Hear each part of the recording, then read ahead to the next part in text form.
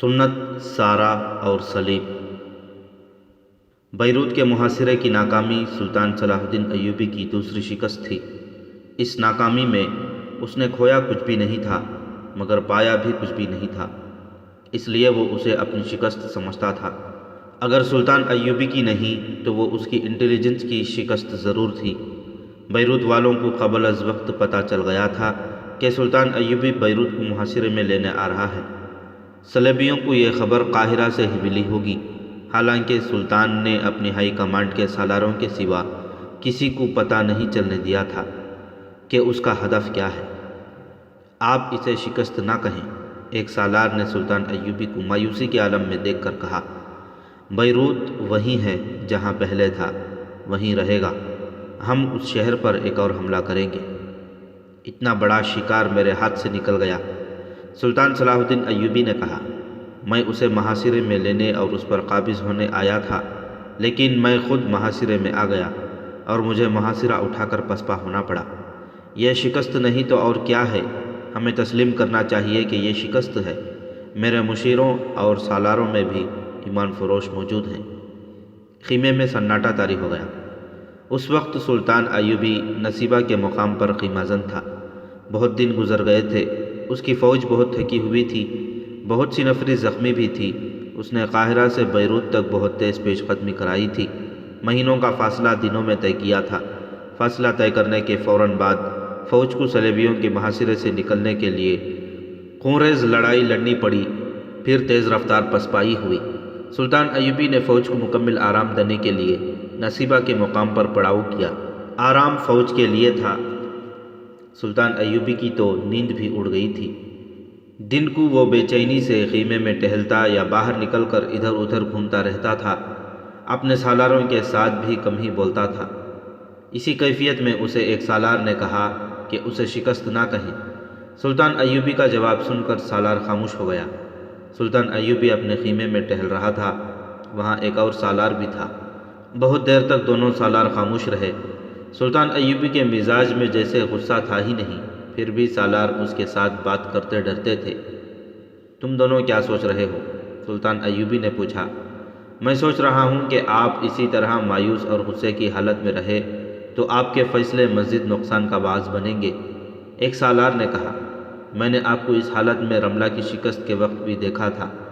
اپنے آپ کو ٹھنڈا کریں اور اس جذباتی کیفیت سے نکلنے کی کوشش کریں۔ اور میں سوچ رہا ہوں کہ کفار ہماری جڑوں میں اتر گئے ہیں، دوسرے سالار نے کہا۔ ہم اس وقت اپنی سرزمین پر کھڑے ہیں، ہم اس وقت اپنی زمین پر کھڑے ہیں۔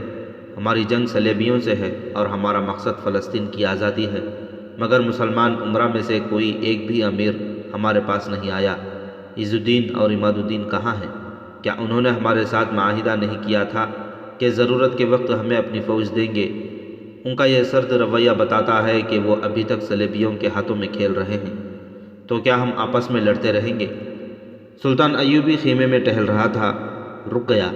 آسمان کی طرف دیکھ کر اس نے آہ بھری اور کہا، میرے رسول صلی اللہ علیہ وسلم کی امت کا زوال شروع ہو گیا ہے۔ جب غیر مذہب کے اثرات قبول کیے جاتے ہیں تو اس کا نتیجہ یہی ہوتا ہے جو ہم دیکھ اور بھگت رہے ہیں۔ صلیبی اور یہودی مسلمانوں کو اپنا غلام بنانے کے لیے انسانی فطرت کی سب سے بڑی کمزوری کو استعمال کر رہے ہیں۔ یہ کمزوری لالچ ہے، انسانوں پر حکومت کرنے کا لالچ، بادشاہ اور شہزادہ بننے کا لالچ، اور یہ لالچ کہ میں روئی جیسے ملائم قالینوں پر چلوں اور لوگ ننگے پاؤں گرم ریت پر چلیں، ان کے پاؤں جلیں تو میرے آگے سجدہ کریں۔ جب یہ لالچ دل میں اتر جاتا ہے تو دل سے ایمان نکل جاتا ہے، عقل پر ایسا پردہ پڑتا ہے کہ قومی غیرت اور خودداری بے معنی سے جذبے بن جاتے ہیں۔ جب کوئی انسان اس مقام پر پہنچ جاتا ہے تو وہ غداری کو قابل فخر اقدام سمجھتا ہے۔ صلیبیوں نے ہمارے بیشتر امرا کو اس مقام تک پہنچا دیا ہے کہ انہوں نے اپنی تہذیب کی بے حیائی مسلمانوں میں بھی پھیلا دی ہے۔ جب تہذیب بدل جاتی ہے تو مذہب ایک کمزور سا خول بن کر رہ جاتا ہے جو اتار کر پھینکا بھی جا سکتا ہے اور قوم کو دھوکہ دینے کے لیے اپنے اوپر چڑھایا بھی جا سکتا ہے۔ دونوں سالار خاموشی سے سن رہے تھے۔ سلطان صلاح الدین ایوبی ٹہری ٹہری آواز میں بول رہا تھا۔ وہ چپ ہو گیا، پھر گہرا سانس لے کر بولا، تم محسوس نہیں کر رہے کہ یہ بھی میری شکست ہے کہ میں جو عمل کے میدان کا مرد ہوں، خیمے میں کھڑا عورتوں کی طرح باتیں کر رہا ہوں۔ ہمیں اس وقت بیت المقدس میں ہونا چاہیے تھا۔ میری پیشانی مسجد اقصیٰ میں سجدے کرنے کو تڑپ رہی ہے۔ مجھے ان شہیدوں کے خون کا خراج ادا کرنا ہے جو فلسطین کی آبرو اور آزادی پر قربان ہو گئے ہیں۔ سلطان ایوبی کی آواز میں یکلخت قہر آ گیا۔ اس نے ٹہلتے ٹہلتے رک کر سالاروں کے سامنے کھڑے ہو کر کہا، کیا تم ان بچوں کا سامنا کر سکتے ہو جنہیں میرے حکم اور میرے عزم نے یتیم کیا ہو؟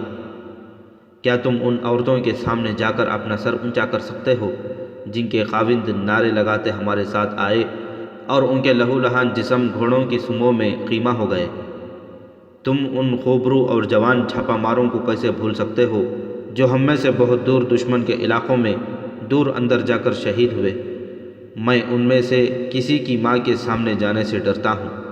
ڈرتا اس لیے ہوں کہ اس نے یہ کہہ دیا کہ میرا بیٹا واپس کرو یا مجھے قبلہ اول لے چلو۔ جہاں میں اپنے بیٹے کی شہادت پر شکرانے کی نفل پڑھوں تو میں اس ماں کو کیا جواب دوں گا؟ شہیدوں کا خون رائے گا نہیں جائے گا سلطان محترم۔ یہ چھاپا مار دستوں کے سالار سارم مصری کی آواز تھی جو سلطان ایوبی کے خیمے کے دروازے میں آ کھڑا ہوا تھا۔ سلطان ایوبی کی ادھر پیپ تھی۔ کسی شہید کی ماں اپنے بیٹے کے خون کا حساب نہیں مانگے گی۔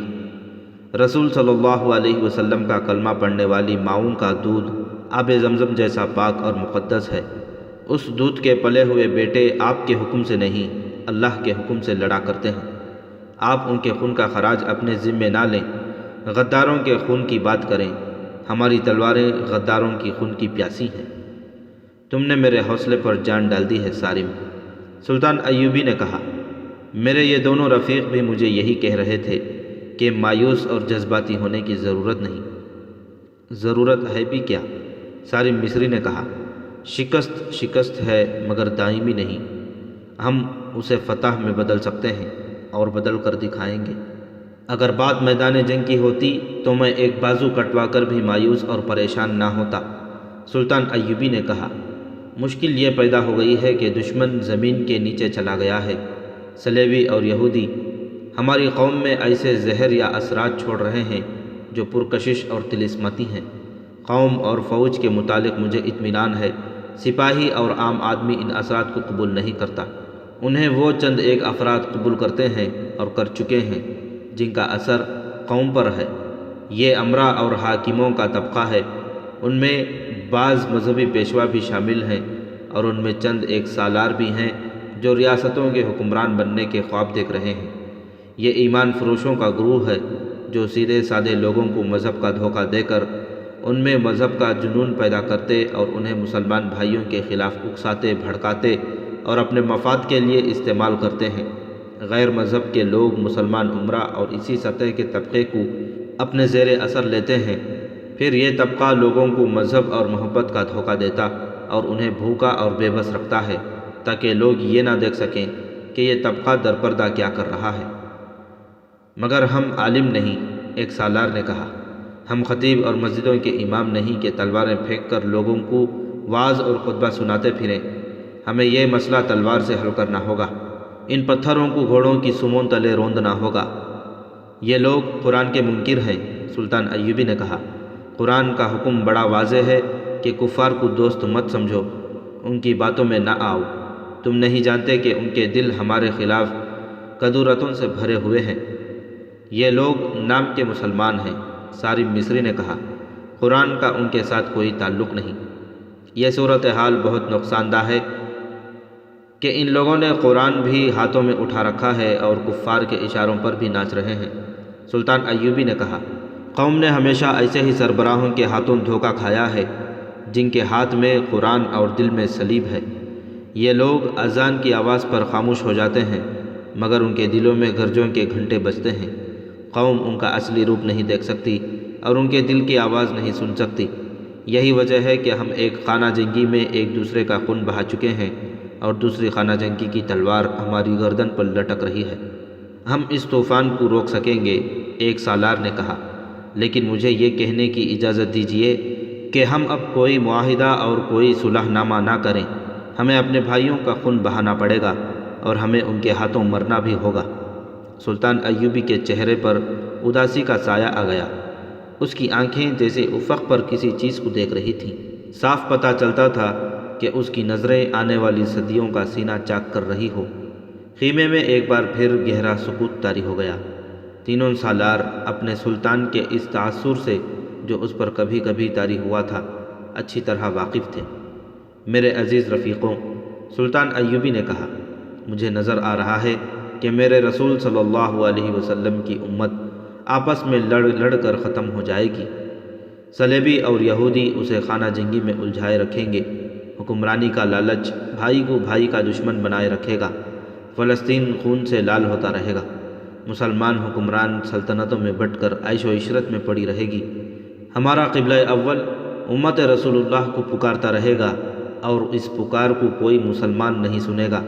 اگر کوئی فلسطین کی سرزمین کو آزاد کرانے اٹھے گا تو وہ کوئی ہم جیسا دیوانہ ہوگا۔ ایسے دیوانوں کو خود اپنے مسلمان حکمران دھوکے دیں گے اور درپردہ دوست بنے رہیں گے۔ تم نے کہا ہے کہ ہم اس طوفان کو روک سکیں گے، مگر ہمارے مرنے کے بعد یہ طوفان پھر اٹھے گا۔ پھر ایک اور صلاح الدین ایوبی پیدا ہوگا۔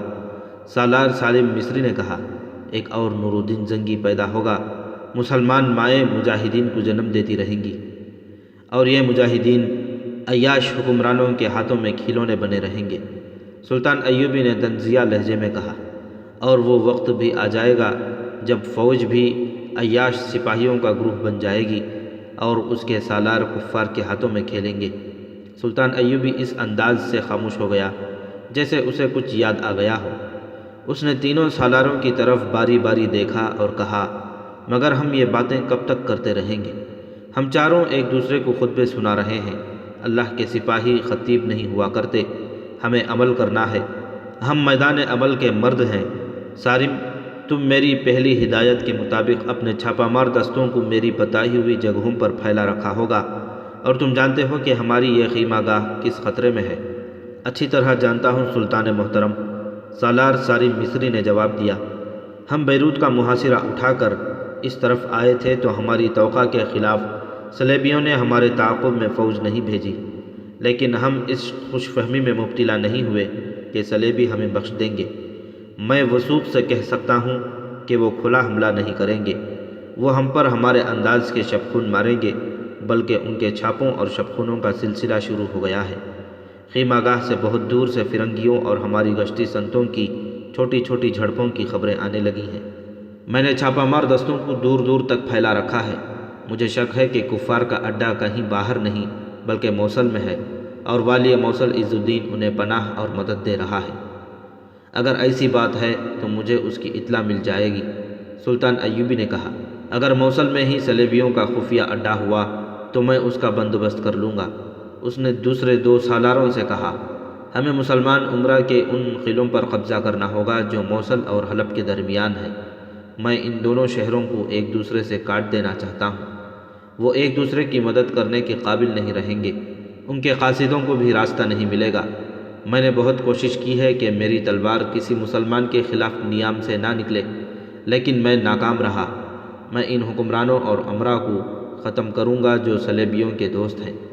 میں خود قوم کی آڑ میں نہیں بیٹھوں گا، نہ قوم کا خون بہنے دوں گا۔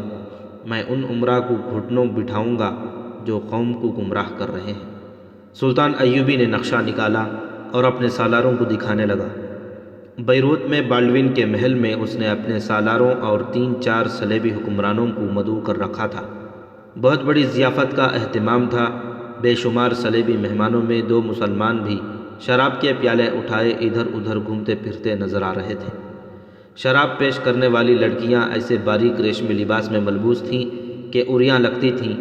جون جون شراب اثر دکھاتی جا رہی تھی، لڑکیوں کے ساتھ مہمانوں کی دست درازی بڑھتی جا رہی تھی اور لڑکیاں پہلے سے زیادہ بے حیا ہوتی جا رہی تھیں۔ ان 2 مسلمان مہمانوں کی طرف دوسرے مہمانوں کی نسبت زیادہ توجہ دی جا رہی تھی۔ 2 لڑکیاں ان کے ارد گرد اٹھیلیاں کھاتی پھر رہی تھیں۔ یہ دونوں مہمان لباس اور شکل و صورت سے کسی شاہی خاندان کے افراد معلوم ہوتے تھے۔ ایک صلیبی آیا، دونوں سے کہا کہ انہیں شاہ بالڈوین نے اپنے کمرے میں بلایا ہے۔ دونوں شراب کے پیالے رکھ کر چلے گئے۔ وہ جس غلام گردش سے گزر کر بالڈون کے کمرے میں گئے اس میں ایک آدمی ہاتھ میں برچھی اٹھائے فوجی انداز سے ٹہل رہا تھا۔ اس کا لباس خاص قسم کا تھا۔ اس کے پہلو میں جو تلوار لٹک رہی تھی اس کی نیام پالش سے چمک رہی تھی۔ اس کے سر پر فولاد کی چمکدار قوت تھی۔ محل میں اسی لباس میں کئی ایک آدمی سینے تانے اور گردنیں اکڑائے ٹہل رہے تھے۔ یہ محل کے خصوصی ملازم تھے جو سالاروں کے کمروں کے سامنے موجود رہتے اور ضیافتوں میں، برآمدوں اور غلام گردشوں میں ٹہلتے رہتے تھے۔ فانوسوں کی روشنی میں ان کا لباس اور ان کی چال اچھی لگتی تھی۔ یہ دراصل نمائش کے لیے رکھے گئے تھے اور یہ تربیت یافتہ لڑاکے بھی تھے۔ یہ آدمی جس نے دو مسلمانوں کو بالڈون کے کمرے کی طرف جاتے دیکھا گورے رنگ کا تھا۔ وہ رک کر انہیں جاتے ہوئے دیکھتا رہا۔ وہ دونوں بالڈون کے کمرے میں داخل ہو گئے اور دروازہ بند ہو گیا۔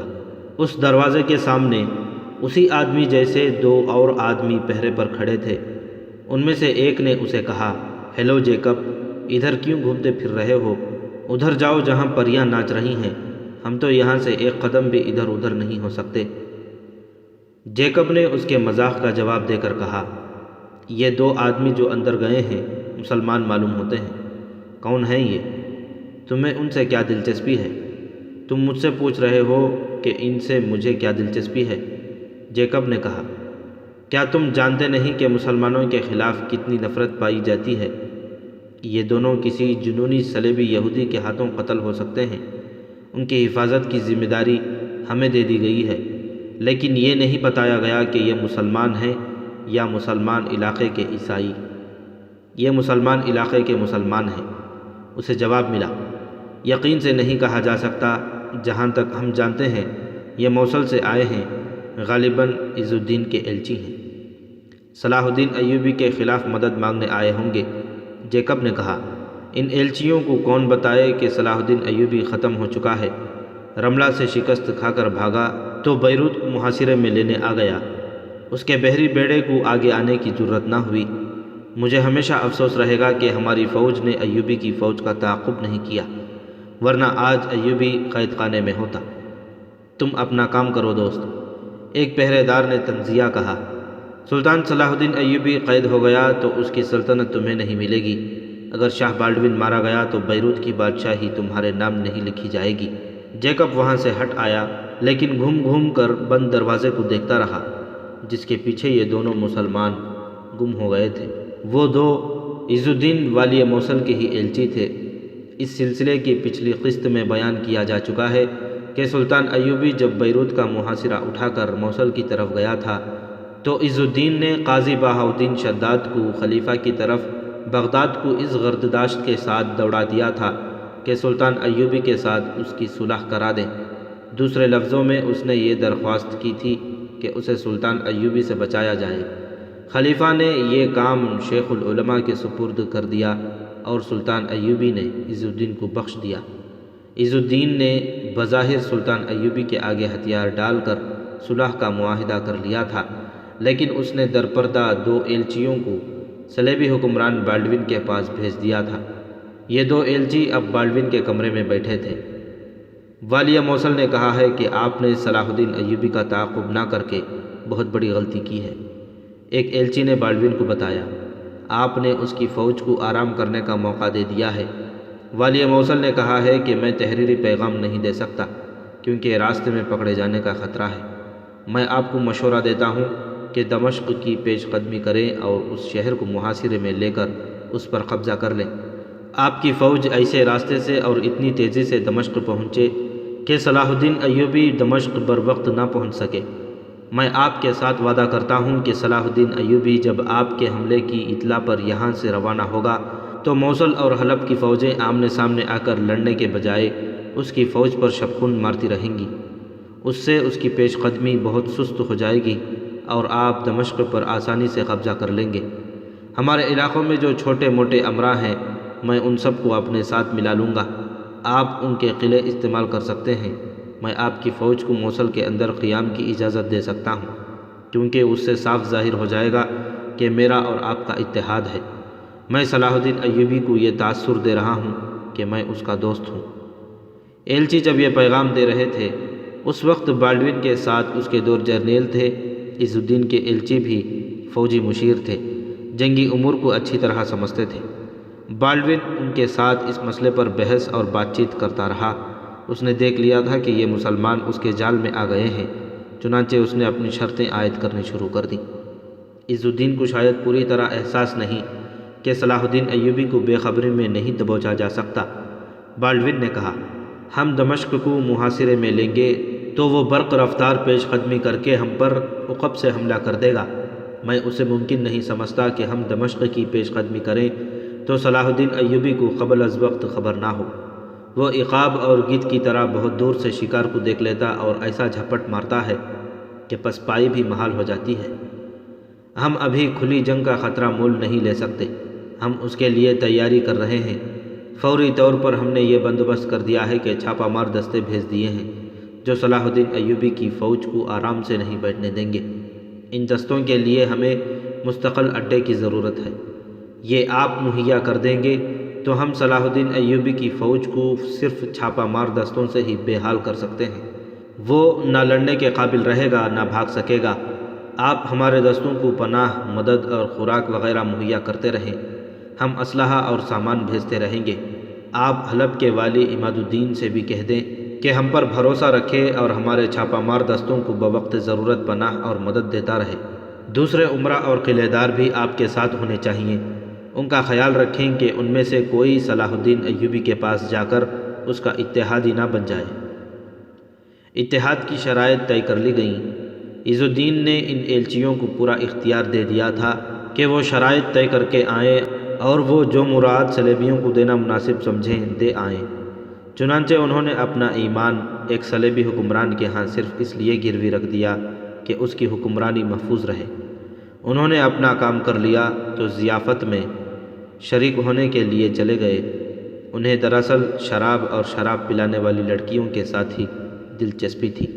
ان مسلمانوں پر زیادہ اعتماد نہ کریں، ایک جرنیل نے بالڈون سے کہا۔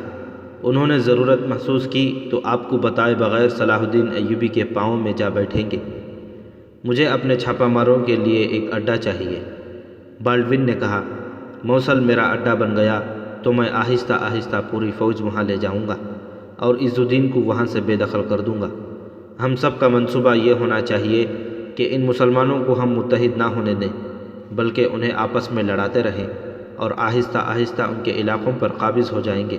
ہم سب نے دیکھ لیا ہے کہ مسلمان کو عیش و عشرت اور حکمرانی کا لالچ دے دو تو وہ اپنی خودداری اور اپنا مذہب تمہارے قدموں میں رکھ دیتا ہے۔ عز الدین، عماد الدین اور دوسرے چھوٹے موٹے مسلمان عمرا صرف اس لیے صلاح الدین ایوبی کے خلاف ہیں کہ وہ سب خود مختار حکمران بنے رہنا چاہتے ہیں اور عیش و عشرت کی خاطر پرسکون زندگی کی خواہش رکھتے ہیں، مگر صلاح الدین ایوبی عیش و عشرت اور حکمرانی کا قائل نہیں۔ وہ ان سب کو ایک محاذ پر متحد کر کے فلسطین سے ہمیں بے دخل کرنے کا منصوبہ بنائے ہوئے ہے، لیکن جنہیں وہ متحد کرنے کی کوشش کر رہا ہے وہ جنگ و جدل سے ڈرتے ہیں۔ مجھے امید ہے کہ عز الدین اور اس کا ٹولہ ہمارے ہاتھ سے نکلے گا نہیں۔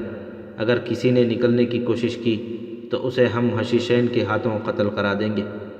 بالڈون نے اپنے جرنیلوں کو چند ایک ہدایت دے کر کہا، عز الدین کے ان دونوں ایلچیوں کی اتنی زیادہ خاطر تواضع کرو کہ ان کی عقل بالکل ہی ماری جائے اور انہیں یاد ہی نہ رہے کہ ان کا مذہب کیا ہے۔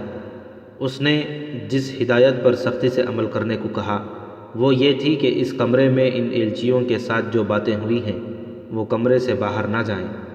بالڈون نے کہا، صلاح الدین ایوبی کے جاسوس بیروت میں موجود ہیں۔ دونوں ایلچی شراب اور لڑکیوں کے نشے میں بدمست ہوئے جا رہے تھے۔ مہمان ادھر ادھر بکھرے ہوئے تھے، شراب پی رہے تھے اور خوش گپیوں میں مصروف تھے۔ جیکب ان دو ایلچیوں کو ڈھونڈ رہا تھا، ان میں سے ایک اسے مل گیا۔ جیکب نے فوجی انداز سے اسے سلام کیا اور پوچھا، آپ غالباً موصل کے مہمان ہیں؟ ہم موصل والوں سے بہت محبت کرتے ہیں۔ ہم موصل کے حکمران عز الدین کے ایلچی ہیں۔ ایلچی نے شراب کے نشے میں بدمست ہوتے ہوئے کہا، ہم یہ معلوم کرنے آئے ہیں کہ بیروت کے صلیبیوں کے دل میں موصل کے مسلمانوں کی کتنی محبت ہے۔ ایلچی کی جس طرح زبان لڑکھڑا رہی تھی اسی طرح اس کی ٹانگیں بھی لڑکھڑا گئیں۔ وہ اتنی زیادہ پی چکا تھا کہ پاؤں پر کھڑا بھی نہیں رہ سکتا تھا۔ اس نے جیکب کے کندھے پر زور سے ہاتھ مار کر کہا، شراب کا یہی کمال ہے کہ انسان کے دل سے مذہب نکل جاتا ہے اور اس کی جگہ محبت آ جاتی ہے۔ مجھے صلیب سے محبت ہے اور مجھے تمہاری اس برچھی سے محبت ہے۔ جس روز یہ برچھی صلاح الدین ایوبی کے سینے میں اتر جائے گی اس روز میں سالار اعظم بن جاؤں گا۔ جیکب وہاں زیادہ دیر کھڑا نہیں رہ سکتا تھا کیونکہ اس کی ڈیوٹی گھومنے پھرنے کی تھی۔ وہ ایلچی کو جھومتا لڑکھڑاتا چھوڑ کر ادھر ادھر ہو گیا۔ کچھ دیر بعد اس نے دیکھا کہ ایلچی کو دو آدمی تھام کر لے جا رہے تھے۔ وہ ہوش میں نہیں رہا تھا۔ آدھی رات کے قریب جیکب کی ڈیوٹی ختم ہو گئی۔ ناچ گانا جاری تھا۔ جیکب اور اس کے ساتھیوں کی جگہ دوسرے آدمی آ گئے۔ جیکب اپنے کمرے میں گیا، وردی اتاری اور اپنے کپڑے پہن لیے۔ وہ بہت تھکا ہوا تھا۔ اسے سو جانا چاہیے تھا لیکن وہ باہر نکل گیا۔ اس کا رخ کسی اور طرف تھا لیکن وہ اس طرف چلا گیا جہاں لڑکیاں رہتی تھیں۔ یہ ایک عمارت تھی جس کا ایک حصہ اتنا خوبصورت تھا جیسے وہاں شہزادیاں رہتی ہوں۔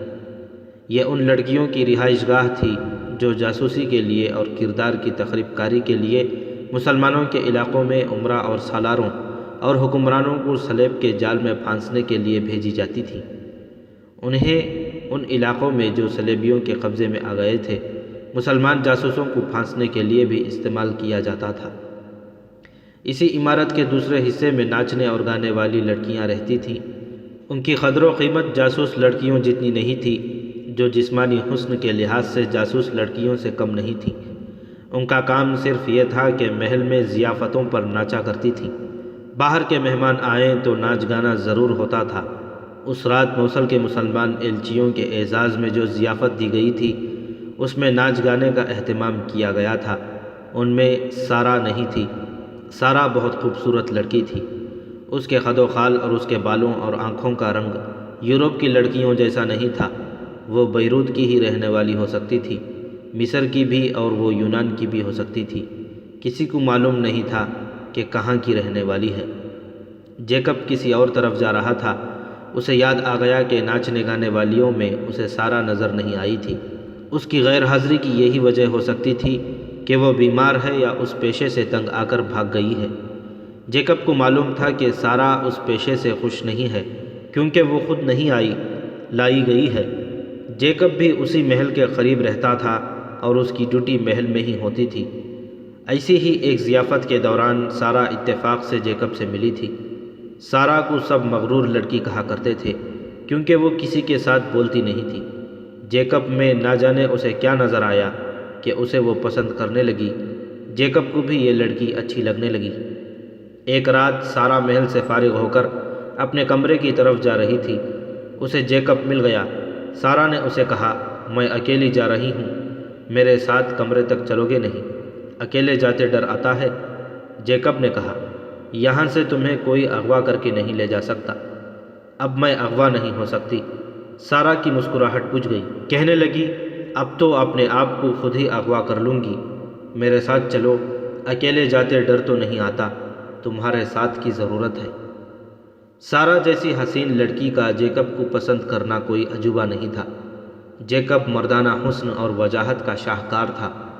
چند اور لڑکیوں نے بھی اس کے ساتھ دوستی کی پیشکش کی تھی لیکن جیکب ان سے دور ہی رہا تھا۔ دور رہنے کی وجہ تھی کہ یہ سب ناپاک اور عصمت بریدہ لڑکیاں تھیں۔ جیکب نے ان کی پیشکش ٹھکرا کر اپنی قیمت چڑھا لی اور اپنی کشش میں اضافہ کر لیا تھا۔ وہاں تو یہ عالم تھا کہ بدکاری کو گناہ کے بجائے تفریح بلکہ جائز تفریح سمجھا جاتا تھا۔ پہلی ملاقات میں جیکب سارا کو بھی ایسی ہی بدکار لڑکی سمجھا تھا لیکن سارا میں سنجیدگی اور متانت سی تھی جو جیکب کو اچھی لگی تھی۔ سارا کو جب یہ پتہ چلا کہ جیکب شراب بھی نہیں پیتا تو وہ اسے زیادہ اچھا لگنے لگا۔ پھر ایک رات سارا نے اس کے منہ سے اپنی تعریف کرانے کے لیے پوچھا تھا، تم نے میرے رقص کی کبھی تعریف نہیں کی؟ دوسرے مجھے راستے میں روک کر میرے فن اور جسم کی تعریف کیا کرتے ہیں، میری زبان سے تم اپنے فن کی تعریف کبھی نہیں سنو گی۔ جیکب نے جواب دیا، البتہ تمہارے جسم میں جادو کا سا اثر ہے، بہت اچھا جسم ہے۔ خدا نے تمہارے چہرے مہرے میں جو کشش پیدا کی ہے وہ خدا کے بندوں کی نظروں کو جکڑ لیتی ہے، لیکن یہ جسم ناچتا ہوا اچھا نہیں لگتا، نہ کسی کو انگلیوں پر نچاتا ہوا اچھا لگتا ہے۔ یہ جسم کسی ایک مرد کی ملکیت ہوتا وہ مرد 6 کلمے پڑھ کر اس جسم کو احترام اور پیار کے ساتھ مستور کر کے لے جاتا تو اس جسم پر اللہ کی رحمت نازل ہوتی۔ تم خدا کی توہین کر رہی ہو۔ جیکب، سارا نے اسے حیران سا ہو کے کہا، تم کون سے 6 کلموں کی بات کر رہے ہو؟ عیسائی اپنے دلہنوں کو مستور کر کے بھی نہیں لے جاتے۔ جیکب گھبرا گیا، پھر اچانک قہقہا لگا کر بولا، میرے دماغ پر مسلمان سوار رہتے ہیں۔ میری اپنی تو شادی ہوئی نہیں، مسلمانوں کی شادیاں دیکھی ہیں۔ اس نے وضاحت کی کہ 6 کلمے اس کے منہ سے نکل گئے ہیں، مگر سارا اسے عجیب سی نظروں سے دیکھتی رہی۔ پھر وہ چپ سی ہو گئی اور خلاؤں میں ٹکٹکی باندھ کر دیکھنے لگی۔ بےتاب سی ہو کر اس نے جیکب کے بازو پر ہاتھ رکھا اور پوچھا، تم مسلمان تو نہیں ہو جیکب؟ میرا کہنے سے یہ مطلب نہیں کہ تم جاسوس ہو سکتا ہے ملازمت کی خاطر تم نے اپنے آپ کو عیسائی بنا رکھا ہو یا عیسائی مذہب قبول کر لیا ہو۔ جیکب مسلمان نہیں ہوا کرتے سارا۔ جیکب نے کہا، میرا نام گلبرٹ جیکب ہے۔ تم اتنی پریشان اور اداس کیوں ہو گئی ہو؟ معلوم ہوتا ہے کہ تمہارے دل میں مسلمانوں کے خلاف اتنی نفرت ہے کہ تم ان کے کلموں کا نام بھی نہیں سننا چاہتی۔ تمہیں راز کی ایک بات بتاؤں؟ سارا نے کہا، شاید تم اچھا نہ جانو، مجھے مسلمان اچھے لگتے ہیں۔ اس کی وجہ یہی ہے کہ وہ 6 کلمے پڑھ کر اپنی دلہنوں کو مستور کر کے لے جاتے ہیں۔ اس نے آہ بھر کر کہا، عورت عریاں کر دی جاتی ہے تو اسے احساس ہوتا ہے کہ مستور ہونے میں جو روحانی قرار تھا وہ چھن گیا ہے۔ ناچنے میں بھی لذت نہیں اور اپنے حسن کا جادو طاری کر کے دوسروں کو انگلیوں پر نچانے پر بھی قرار نہیں۔ میں جب تنہائی میں آئینے کے سامنے کھڑی ہوتی ہوں تو آئینے میں مجھے ایک قابل نفرت عورت نظر آتی ہے۔ میں اپنے عکس کو مستور نہیں کر سکتی، اس پر پردہ نہیں ڈال سکتی، البتہ میری روح پر سیاہ پردہ پڑ گیا ہے۔ تم اس پیشے سے اتنی متنفر ہو تو نکل بھاگو یہاں سے۔ جیکب نے کہا، کدھر کو؟ سارا نے کہا، یہاں سے بھاگوں گی تو کسی قحبہ خانے والوں کے قبضے میں آ جاؤں گی۔ کیا تم میرے رقص کو پسند کرتے ہو یا مجھے؟ میں اس سارا کو پسند کرتا ہوں جو اس پیشے سے نفرت کرتی ہے، اداس اور پریشان رہتی ہے۔ جیکب نے کہا، میں کہہ چکا ہوں کہ تم خدا کی توہین کر رہی ہو۔ تم فوج میں کس طرح آ گئے ہو؟ سارا نے کہا، تمہیں کسی دیہاتی گرجے میں پادری ہونا چاہیے تھا۔ تم ہر روز کتنی شراب پیتے ہو، اس کی بو سے بھی نفرت ہے، پھر تم مسلمان ہو۔ سارا نے وثوق کے لہجے میں کہا، اگر تم نہیں تو تمہارا باپ مسلمان تھا۔ تم عورت کو مستور دیکھنا چاہتے ہو، تمہیں رقص پسند نہیں، تمہیں شراب کی بو سے بھی نفرت ہے۔ شاید یہی وجہ ہے کہ تم مجھے اچھے لگتے ہو۔ مجھے تو جو کوئی بھی دیکھتا ہے کھا جانے کی نظروں سے دیکھتا ہے۔ تم میرے دل کے درد کو سمجھتے ہو نا؟ سمجھتا ہوں سارا، جیکب نے کہا، یہ درد میرے دل نے محسوس کیا تھا۔ پھر وہ کئی بار ملے۔ سارا جیکب کے ساتھ دل کی باتیں کیا کرتی تھی۔ اس نے جیکب سے کئی بار کہا تھا کہ تمہاری چال ڈھال اور تمہارے خیالات مسلمانوں جیسے ہیں۔ جیکب نے کئی بار اس سے پوچھا تھا کہ وہ مسلمانوں کو اتنا زیادہ پسند کیوں کرتی ہے۔ سارا نے کبھی کوئی ٹھوس جواب نہیں دیا تھا، البتہ دونوں نے یہ ضرور محسوس کیا تھا کہ وہ ایک دوسرے کے دل میں اتر گئے ہیں۔ ضیافت کی رات جب جیکب اپنی ڈیوٹی سے فارغ ہو کر کسی اور طرف جا رہا تھا، وہ سارا کی رہائش کی طرف چل پڑا۔ ضیافت میں سارا کی غیر حاضری کی وجہ بیماری ہی ہو سکتی تھی۔ اس عمارت میں کسی کو جانے کی اجازت نہیں تھی۔ جیکب نے وہاں جانے کا خطرہ اس لیے مول لیا کہ تمام لڑکیاں ضیافت میں گئی ہوئی تھیں اور وہاں ملازم عورتیں بھی نہیں تھیں۔ جیکب اندھیری طرف سے گیا۔ وہ سارا کا کمرہ جانتا تھا۔ وہ دبے پاؤں کمرے کے دروازے تک پہنچا، ہاتھ لگایا تو کیواڑ کھل گیا۔ ایک کمرے سے گزر کر وہ دوسرے کمرے میں گیا۔ وہاں چھوٹی سی قندیل جل رہی تھی، جس کی مدھم سی روشنی میں اسے سارا سوئی ہوئی نظر آ رہی تھی۔ اسے یہ لڑکی دودھ پیتے بچے کی طرح معصوم لگی۔ اس کا ہاتھ اپنے ہی بکھرے ہوئے بالوں میں الجھا ہوا تھا۔ کھڑکی کھلی تھی۔ بحرہ روم کی ٹھنڈی ہوا کے تیز جھونکوں سے سارا کے بکھرے ہوئے بال آہستہ آہستہ ہل رہے تھے۔ وہ گہری نیند سوئی ہوئی تھی۔ جیکب نے ہاتھ اس کی پیشانی پر رکھا۔ پیشانی اتنی ہی گرم تھی جتنی اس عمر کی سوئی ہوئی لڑکی کی گرم ہونی چاہیے تھی۔ جیکب کو یہ اطمینان ہو گیا کہ سارا کو بخار نہیں۔ تم نخلستان کا پھول ہو جو بادشاہوں کے خوابگاہوں میں آ کر مرجھا جاتا ہے۔ جیکب نے دل ہی دل میں سارا سے کہا، تم صبح کا ستارہ ہو جو سورج کی چمک سے بجھ جاتا ہے اور رات کو پھر چمک اٹھتا ہے۔ تمہاری زندگی راتوں کے اندھیرے میں بیت رہی ہے، تمہاری قسمت اندھیرے میں لکھی گئی تھی۔ تم مجھے کیوں اچھی لگتی ہو؟ مجھ سے بار بار کیوں پوچھتی ہو کہ میں نے 6 کلموں کا ذکر کیوں کیا تھا؟ تم کسی مسلمان ماں کی کوکھ کی پیداوار تو نہیں، تمہاری رگوں میں کسی مسلمان باپ کا خون تو نہیں۔ اس راز سے پردہ کون اٹھائے گا؟ میں تمہارے لیے راز ہوں، تم میرے لیے راز ہو۔ جیکب کو یاد آ گیا کہ صلیبی فوجی مسلمانوں کے قافلوں کو لوٹتے رہتے ہیں، ان کی بچیوں کو اٹھا لے جاتے ہیں اور انہیں اپنے رنگ میں رنگ کر جاسوسی اور بے حیائی اور رقص کی تربیت دیتے ہیں۔ سارا بھی شاید انہی بد نصیب لڑکیوں میں سے ہوگی، ورنہ یہ قوم احساسات اور جذبات کے لحاظ سے مردہ اور بے حیائی میں پوری طرح زندہ ہوتی ہے۔ جیکب بھول گیا کہ وہ کہاں کھڑا ہے، کسی مرد کو ان کمروں میں آنے کی اجازت نہیں تھی۔ سارا اس کے دل میں ایسی اتری تھی کہ وہ خطروں سے بے نیاز ہو گیا تھا، اس سے رہا نہ گیا۔ اس نے قندیل بجھا دی اور اس کے ساتھ ہی سارا کی آنکھ کھل گئی۔ جیکب کو اس کی گھبرائی ہوئی آواز سنائی دی، کون ہو؟ جیکب، اس وقت یہاں کیوں آ گئے ہو؟ سارا نے ایسے لہجے میں کہا جس میں محبت بھی تھی، ہمدردی بھی۔ کسی نے دیکھ لیا تو تم سیدھے قید خانے میں جاؤ گے، مجھے باہر بلا لیا ہوتا۔ یہ پریشانی مجھے اس خطرے میں لائی ہے کہ تم بیمار ہو۔ جیکب نے اندھیرے میں اس کے پلنگ پر بیٹھتے ہوئے کہا، روشنی اس لیے گل کر دی ہے کہ کوئی دیکھ نہ لے، میں کسی اور نیت سے نہیں آیا سارا۔ معلوم نہیں کیا کشش ہے جو مجھے یہاں لے آئی ہے، تمہیں بخار تو نہیں؟ میری روح علیل ہے، سارا نے کہا۔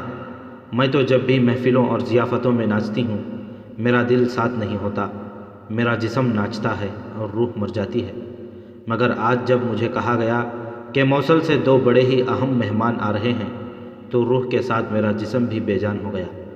مجھے متلی آنے لگی اور سر چکرانے لگا۔ مجھے ان بادشاہوں کی جنگوں اور ان کے امن اور دوستی کے معاہدوں کے ساتھ کوئی دلچسپی نہیں، لیکن میرے کانوں میں جب یہ بات پڑی کہ موصل سے اہم مہمان آ رہے ہیں تو مجھے ایسے محسوس ہوا جیسے صلیبیوں اور مسلمانوں میں سے کسی ایک کے ساتھ میرا گہرا تعلق ہے۔ میں ابھی تک یہ نہیں سوچ سکی کہ میرا روحانی تعلق کس کے ساتھ ہے، صرف یہ احساس جاگ اٹھا کہ میں اس محفل میں نہیں ناچ سکوں گی، میں موصل کے مہمانوں کا سامنا نہیں کر سکوں گی، یا وہ مجھے دیکھ کر وہاں سے بھاگ جائیں گے۔ کیوں؟ جیکب نے پوچھا، موصل والوں کے ساتھ تمہارا کیا تعلق ہے؟ میں بتا نہیں سکتی، سارا نے کہا۔ میں تو اپنے آپ کو یہ بھی بتانے سے ڈرتی ہوں کہ موصل والوں کے ساتھ میرا کیا تعلق ہے۔ سارا، جیکب نے اس کا ہاتھ اپنے ہاتھ میں لے کر کہا، تم اپنا آپ مجھ سے کیوں چھپا رہی ہو؟ کیا تمہیں کسی قافلے سے اغوا کیا گیا تھا؟ تم کس باپ کی بیٹی ہو؟ سارا کوئی جواب نہ دے سکی۔ جیکب چونک اٹھا۔ دونوں نے کھڑکی کی طرف دیکھا جو کھلی ہوئی تھی، وہاں ایک سایہ کھڑا نظر آیا۔ سارا نے جیکب کے کان میں سرگوشی کی، پلنگ کے نیچے ہو جاؤ۔ جیکب نے اندھیرے سے فائدہ اٹھایا، آہستہ سے سرک کر فرش پر بیٹھا اور آواز پیدا کیے بغیر پلنگ کے نیچے چلا گیا۔ سارا لیٹ گئی۔ سارا، کھڑکی کے ساتھ کھڑے سائے کی آواز آئی۔ یہ ایک بوڑھی عورت کی آواز تھی جو بعض راتیں ناچنے گانے والیوں کو دیکھا کرتی تھی کہ کوئی لڑکی غیر حاضر تو نہیں۔ اس کی آواز پر سارا نہ بولی۔ عورت نے اسے ایک اور آواز دی، سارا پھر بھی نہ بولی۔ عورت نے تحکمانہ لہجے میں کہا، سارا تم سوئی ہوئی نہیں ہو، مجھے جواب دو، قندیل کیوں بجھی ہوئی ہے؟ سارا نے منہ سے ایسی آواز نکالی جیسے ہڑبڑا کر جاگ اٹھی ہو۔ گھبراہٹ کی اداکاری کرتے ہوئے بولی، کون ہو؟ کیا ہو گیا ہے؟ میں ادھر سے آ کر بتاتی ہوں۔ عورت کا سایہ کھڑکی سے ہٹ گیا، وہ دروازے کی طرف سے آنا چاہتی تھی۔ سارا نے جھک کر جیکب سے کہا، وہ دوسری طرف سے آ رہی ہے، باہر آؤ اور کھڑکی سے کود جاؤ۔ نہیں سارا، جیکب نے پلنگ کے نیچے سے نکل کر کہا، میں اسے جانتا ہوں، آنے دو اسے، میں اس کی مٹھی گرم کر دوں گا تو خاموشی سے چلی جائے گی۔ یہ خبیث عورت ہے، سارا نے کہا، یہ درپردہ لڑکیوں کی دلالی کرتی ہے۔ تم فوراً نکلو یہاں سے ورنہ میرا جھوٹ مجھے مروا دے گا، میں اسے سنبھال لوں گی۔ وہ عورت ابھی دروازے تک آئی ہی تھی کہ جیکب کھڑکی سے باہر کود گیا۔ سارا نے قندیل جلا دی۔ عورت اندر آئی۔ جسم کے لحاظ سے وہ عورت کم اور مرد زیادہ تھی۔ وہ سارا پر برس پڑی۔ سارا نے اسے یقین دلانے کی کوشش کی کہ اس کمرے میں اور کوئی نہیں تھا اور وہ شاید خواب میں بول رہی ہوگی۔ عورت نے اسے کہا کہ خواب میں عورت کی آواز مرد جیسی بھاری نہیں ہو جایا کرتی۔ یہ کیا ہے؟ عورت نے جھک کر پلنگ کے قریب فرش پر گرا ہوا ایک رومال اٹھایا۔ یہ گز بھر لمبا اور اتنا ہی چوڑا کپڑا تھا جو مرد گرمی سے بچنے کے لیے سر پر ڈال لیا کرتے تھے۔ یہ کس کا ہے؟ یہ اس کا ہے جو تمہارے پاس آ بیٹھا تھا۔ وہ کون تھا؟ تم نے اس سے کتنی رقم لی ہے؟ میں عصمت فروش نہیں، سارا نے غصے سے کہا۔ میں رقاصہ ہوں، تم جانتی ہو میں کسی مرد سے منہ نہیں لگاتی۔ سنو سارا، عورت اس کے پاس بیٹھ گئی اور اس کے کندھے پر ہاتھ رکھ کر شفقت سے بولی، یہ تو میں بھی جانتی ہوں کہ تم رقاصہ ہو، مگر تم یہ نہیں جانتی کہ رقاصہ فوج کی جرنیل یا شہر کی حاکم نہیں ہوا کرتی۔ میں اتنی سی بات کہہ دوں گی کہ تمہارے پاس رات کو ایک آدمی آیا تھا، وہ تمہیں بیروت کے کسی انتہائی گھٹیا قبح خانے میں بیچ ڈالیں گے یا تمہیں قید میں ڈال دیں گے۔ اس نشے میں بات نہ کرو کہ تم شاہی رقاصہ ہو، یہاں تمہارا کوئی مقام نہیں۔ تم مطلب کی بات کرو، سارا نے کہا۔ تم مجھ پر جو مہربانی کرنا چاہتی ہو اس کا معاوضہ کیا لوگی؟ میں ابھی ادا کر دیتی ہوں۔ میں تم سے کچھ بھی نہیں لوں گی، عورت نے کہا۔ میں کسی اور سے معاوضہ وصول کروں گی، تمہاری ہاں کی ضرورت ہے۔ سارا اس کا مطلب سمجھ گئی۔ باہر سے شاہی مہمان آتے ہی رہتے تھے، ان میں عیسائی بھی ہوتے تھے اور مسلمان بھی۔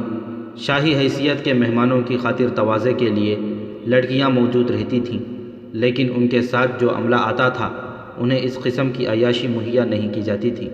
یہ عورت ان لوگوں سے مل کر ان کے پاس لڑکیاں بھیجا کرتی اور منہ مانگا معاوضہ وصول کرتی تھی۔ یہ اس کا خفیہ کاروبار تھا۔ بعض شاہی مہمان ایسے ہوتے تھے جو سرکاری طور پر دی ہوئی لڑکی سے مطمئن نہیں ہوتے تھے۔ یہ عورت درپردہ محل کے ایک دو ملازموں کے ذریعے ان کی یہ ضرورت پوری کرتی اور انعام لیتی تھی۔ سارا اس کے ہاتھ کبھی نہیں آئی تھی، مگر اب یہ لڑکی اس کے جال میں آ گئی۔ وہ اگر بتاتی کہ اس کے پاس جیکب آیا تھا اور اس کے ساتھ اس کا تعلق پاک ہے تو یہ عورت کبھی یقین نہ کرتی، اور دوسرا ظلم یہ ہوتا کہ جیکب کو قید میں ڈال کر بڑی ہی ظالمانہ اذیتیں دے دے کر مار دیا جاتا۔ سارا، عورت نے کہا، اگر اپنے ہولناک انجام سے بچنا چاہتی ہو تو میری بات مان لو۔ باہر سے دو مہمان آئے ہوئے ہیں، بہت دولت مند ہیں۔ پرسوں سے وہ ملازموں سے کہہ رہے ہیں کہ انہیں اچھی قسم کی لڑکیوں کی ضرورت ہے۔ یہ دراصل ان کی عادت ہے، اپنے ہاں حرموں میں 20-20 30-30 لڑکیاں جمع کیے رکھتے ہیں۔ یہاں بھی چاہتے ہیں کہ ان کے کمروں میں لڑکیوں کی چہل پہل لگی رہے۔ تم کل ان میں سے ایک کے پاس چلی جانا۔ کون ہیں وہ؟ سارا نے پوچھا۔ اگر مسلمان ہیں تو میں ان کے پاس نہیں جاؤں گی۔ تو قید خانے میں جاؤ، عورت نے کہا۔ ہوش میں آؤ، اپنے آپ کو دیکھو، تم کیا ہو؟ اپنے پیشے کو دیکھو، شریف بننے کی کوشش نہ کرو۔ وہ دل کھول کر انعام دیں گے جس میں تمہارا حصہ بھی ہوگا، اور پکڑے گئے تو؟ میں پکڑنے والوں کا منہ بند رکھا کرتی ہوں، عورت نے کہا۔ کل رات تیار رہنا، اب تم سے بالکل نہیں پوچھوں گی کہ ابھی ابھی تمہارے پاس کون آیا تھا۔ عورت چلی گئی۔ سارا کے آنسو بہنے لگے۔ جیکب بھاگنے والا آدمی نہیں تھا، لیکن وہ اس ڈر سے نکل گیا کہ سارا مصیبت میں آ جائے گی۔ اسے امید تھی کہ سارا اسی غلیظ دنیا کی لڑکی ہے، وہ اس عورت کو سنبھال لے گی۔ وہ شہر کی طرف چلا جا رہا تھا، اس کے ذہن پر سارا چھائی ہوئی تھی۔ سارا سے اسے دلی محبت ہو گئی تھی اور سارا اس کے لیے معمہ بن گئی تھی۔ اسے رہ رہ کر یہی خیال آ رہا تھا کہ سارا کسی مسلمان باپ کی بیٹی ہے۔ وہ چلتے چلتے شہر کی تنگ و تاریک گلیوں میں داخل ہو گیا۔ گلیوں کے موڑ مڑتا ایک مکان کے سامنے رکا اور دروازے پر دستک دی۔ کچھ دیر بعد دروازہ کھلا۔ کون؟ حسن، جیکب نے جواب دیا۔ اتنی رات گئے؟ دروازہ کھولنے والے نے پوچھا۔ فوراً اندر آ جاؤ، کسی نے دیکھا تو نہیں؟ نہیں، جیکب نے جواب دیا۔ کافروں کی ضیافت سے ابھی فارغ ہوا ہوں، ایک ضروری اطلاع لایا ہوں۔ وہ اندر چلا گیا۔ دروازہ بند ہو گیا۔ اب وہ جیکب نہیں بلکہ حسن ادریس تھا۔ وہ سلطان صلاح الدین ایوبی کا جاسوس تھا۔ اس نے 1 سال پہلے اپنے آپ کو ایک عیسائی ظاہر کر کے اور نام گلبرٹ جیکب بتا کر صلیبی فوج میں ملازمت کر لی تھی۔ گورے رنگ کا جوان تھا۔ ٹریننگ کے مطابق وہ اداکاری اور چرب زبانی کا ماہر تھا۔ اس کی شکل و صورت اور دراز قد کی بدولت اسے محل کی خصوصی ڈیوٹی کے لیے منتخب کر لیا گیا تھا۔ یہاں سے وہ قاہرہ کو خبریں بھیجتا رہتا تھا۔ اس کے گروہ کا لیڈر حاتم اس مکان میں رہتا تھا جس میں وہ داخل ہو گیا تھا۔ موصل کے 2 ایلچی بالڈوین کے پاس آئے ہیں، حسن نے اپنے لیڈر کو بتایا۔ میں نے یہ یقین کر لیا ہے کہ یہ دونوں موصل سے آئے ہیں اور دونوں مسلمان ہیں۔ انہیں بالڈوین اپنے کمرے میں لے گیا تھا۔ اس میں کوئی شک نہیں کہ وہ والی موصل عز الدین کا کوئی پیغام لے کر آئے ہیں، اور یہ سلطان صلاح الدین ایوبی کے خلاف معاہدے کا پیغام ہوگا۔ لیڈر نے کہا، یہ معلوم کر لیا ہے کہ ان کے درمیان کیا طے پایا ہے؟ سلطان ابھی تک اس دھوکے میں ہیں کہ عز الدین اور عماد الدین ہمارے دوست ہیں، یا کم از کم ہمارے خلاف لڑیں گے نہیں۔ ان کی بات چیت بند کمرے میں ہوئی ہے۔ حسن نے کہا، میرا خیال ہے کہ جو کچھ طے ہونا تھا ہو چکا ہے۔ میں نے ان میں سے ایک سے بات کی تھی، وہ بہت خوش نظر آتا تھا۔ بدبخت نے شراب اس قدر پی لی تھی کہ اس نے نشے میں مجھے بڑا صاف اشارہ دے دیا کہ وہ دونوں مسلمان ہیں اور موصل سے آئے ہیں۔ مجھے کہتا تھا کہ وہ ہماری یعنی سلیبیوں کی محبت دیکھنا چاہتا ہے۔ وہ پاؤں پر کھڑا نہ ہو سکا اور گر پڑا۔ ہم سلطان کو صرف یہ اطلاع بھجوائیں گے کہ بیروت میں موصل کے 2 آدمی آئے تھے، کافی نہیں۔ حاتم نے کہا، ہم اپنے سلطان سے بہت شرمسار ہیں کہ ان تک ہماری یہ اطلاع نہ پہنچ سکی کہ وہ بیروت کو محاصرے میں لینے کا منصوبہ ترک کر دیں، کیونکہ بالڈوین کو اس منصوبے کی اطلاع قاہرہ سے مل گئی تھی۔ اس میں ہمارا کوئی قصور نہ تھا۔ حسن نے کہا، اسحاق ترک بروقت روانہ ہو گیا تھا۔ وہ دھوکہ دینے والا آدمی نہیں تھا۔ وہ راستے میں سہرا کا شکار ہو گیا یا پکڑا گیا ہے۔ بیروت کے محاصرے میں سلطان صلاح الدین ایوبی کا جو نقصان ہوا ہے، ہمیں اس کا ازالہ کرنا ہے۔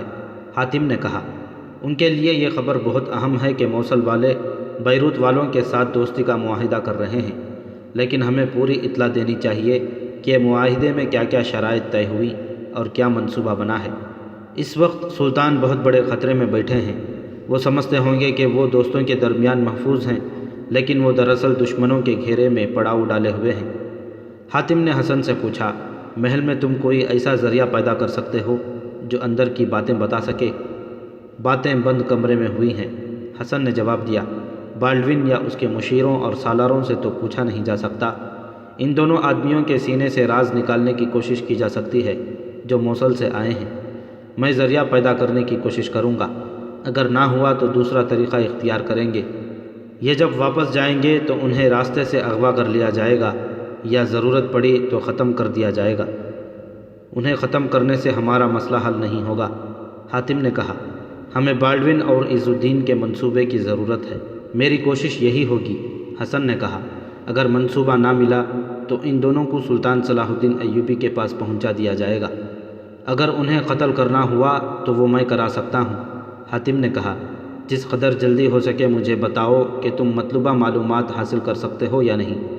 میں صبح ایک آدمی کو سلطان کو یہ خبر دینے کے لیے روانہ کر دوں گا کہ بالڈوین کے پاس عز الدین کے ایلچی آئے ہیں اور ان کے درمیان کوئی معاہدہ ہو گیا ہے، تاکہ سلطان اس خوش فہمی میں نہ پڑیں کہ عز الدین ان کا دوست ہے۔ تم بہت تھوڑے سے وقت میں مکمل اطلاع حاصل کرنے کی کوشش کرو۔ میری کامیابی کے لیے دعا کریں۔ حسن اٹھا اور باہر نکل گیا۔